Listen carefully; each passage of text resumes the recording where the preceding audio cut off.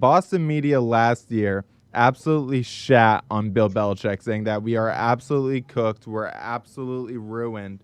And then what And do we're we talking do about like now? everyone. It was always Everyone. in the talks. It was always in the talks that we should get rid of Bill Belichick. There needs to be a change. There needs to be something done with this. And then Yeah. now we have this. And now they're saying we need a football overlord. We need someone who can coach, be the GM, run everything, almost do exactly what Bill did. The only thing is, the only guy who can do what Bill did is Bill. So, the fact that they want to bring back exactly what we just got rid of, that they wanted to get rid of, that's something, isn't it? Yeah, I mean, they obviously made a mistake getting rid of Bill Belichick, but all the Patriots fans in existence didn't really help with that fact. So, I mean, I even was like part of the. I mean, I wasn't really a full Patriots fan my whole entire like childhood. That's true. He's a little Because I kind player of bounced back. hopper. Yeah, Rides you can Jalen call me a Ramsey. bandwagon if you want, but I was kind of hopping team to team, but that just means I liked football. But You were yeah, a mainly a lot of Ramsey fan, though. That was really yeah, the big. I was mainly bouncing from like Ramsey teams, like Rams Yeah, mainly were the big one. Jaguars, I like the Jaguars, and he's on the Jaguars, but yeah. But the fact that uh, they're just like, yo, we need to bring back someone that can do what Bill does. It's like you can't do that. Not everyone can do what Bill did. Bill was Bill.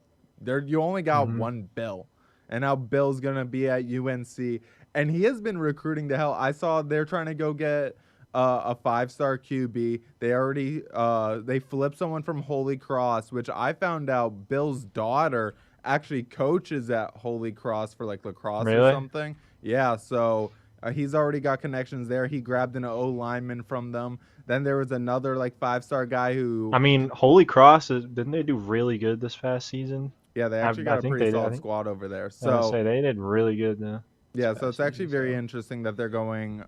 So UNC Bill, but there is something interesting about the Bill Belichick contract is that if UNC decided to release him or they decide to part ways at any point in the contract, Bill gets the full contract, unless he leaves before June 1st of this year. It's only $1 million and he can go free. So there are some rumors of people saying, hey, he might have put this in his contract just so he can go back to the NFL if someone decides to give him an offer, a team that he actually likes, so then he can be like, sorry, mm. UNC, just give me $1 million. I recruited you for an off season, and we can go our separate ways. Do you I think mean, that that $1 sounds million fair. contract clause is for that reason, or do you think it's in there for just some I mean, other weird that reason? sounds like a valid reasoning behind it because like everyone probably didn't expect him to even take a job at UNC in the first place, let alone Yeah. having already interest from other NFL teams. It just shows that he's looking for like a select few in particular of where he wants to go in the NFL.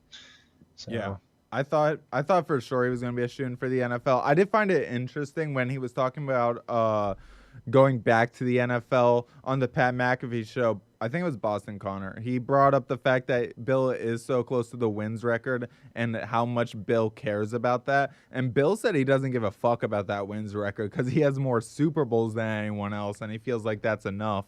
And hmm honestly, that's a good point. He made a good argument. That is yeah, kind of like all you really need is the Super Bowls.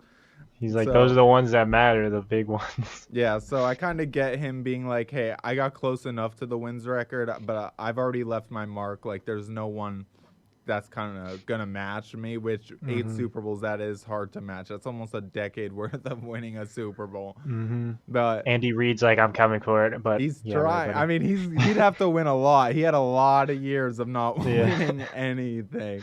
that is But true. yeah, Patriots media up in arms. I'm over them. I'm so sick of them. They're all just like 2-3 days ago. I forget exactly who he is, but one of the guys on NBCS Boston was simply like, "Oh, we're the new Cleveland Browns. We're an absolute disaster."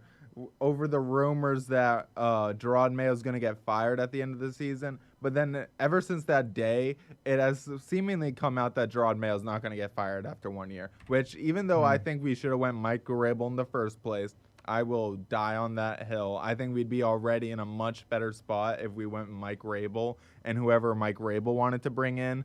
But I still think there's no way we were going to fire Mayo after 1 year. Like, that is such a bad organizational move, unless Mayo really is that bad of a coach. But I don't think he's not 1 year fired kind of bad.